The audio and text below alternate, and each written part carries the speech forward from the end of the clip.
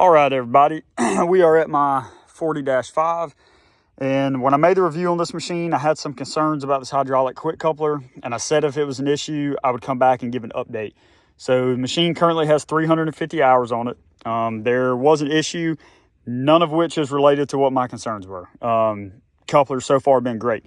The issue is that this plate right here, which slides back and forth to allow you to hook up to the pin, it was not retracting all the way, and so there wasn't the clearance this way for the pin to or for the coupler to seat over the pin.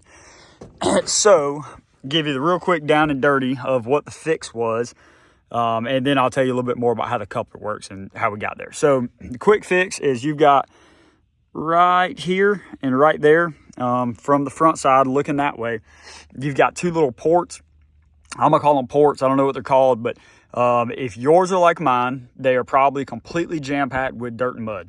So go ahead and take you a pick or a little tiny flathead screwdriver, get all the gunk out of there, shoot compressed air from an air compressor with the chuck, shoot it real good with air, clean it out, get it super, super good and clean, and then pull this this little plug right here in the middle. So that's a vent plug. Pull that plug out, shoot compressed air in there, and then back away from it. If you got two people, one's over here, one's in the machine, get your face away from it, and then cycle the quick coupler in the machine, and it's going to blow a bunch of gunk out of the top of that.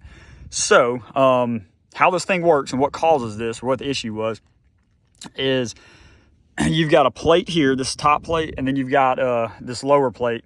The top plate's held on by one bolt, the lower plate is held on by that bolt there, and a bolt here, and a bolt here. I did not put these bolts back in because on mine it was a carriage style head that had two little holes in it that's like, looks like some kind of fork tool, some specialty tool to remove it. I don't know what the hell that is. I don't want it. And so thankfully I was able to get mine out of there with just some channel locks. But I'm going to go pick up some actual bolts with a bolt head and replace that here in the next hour or so. But so you got that, you can take everything off, and then you've got right in the middle, you got a little box about this big that this ties down into, and then out of that box comes a little chrome piston that runs that way, and it is what controls that plate. So when that plate pulls in, that piston sucks up into the box, and then you've got big springs, one that runs right here and one on the other side that these ports are at the top of. And so how it works is that piston retracts up into the box.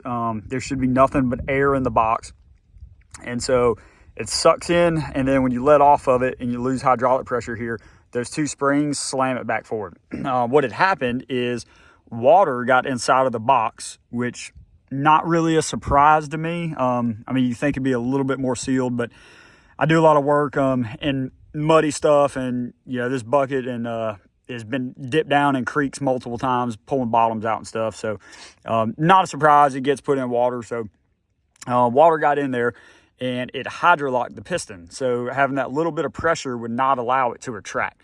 But pretty simple fix. The mechanic, I tried to fix it myself yesterday, couldn't figure it out. The mechanic came out from the dealership today, and this morning it took us an hour or so, but we figured it out. My 40 is the only 40 that they have put one of these couplers on. He said they've done 180, but a total of 2 of these couplers. So they're not really familiar with them. So it was kind of a guessing game for both of us trying to tinker with it. But got it figured out. Super quick, easy fix. His suggestion to me was periodically just pull that vent plug, cycle it a few times, and so if there is a little bit of water or something in there, it hopefully blows it out, and you don't have the issue of an actual malfunction with it. And just kind of trying to stay ahead of it. But other than that, coupler's been great. No issues there. So if anyone's got any questions, just leave them in the comments, and I'll try to get to all of them. Thanks.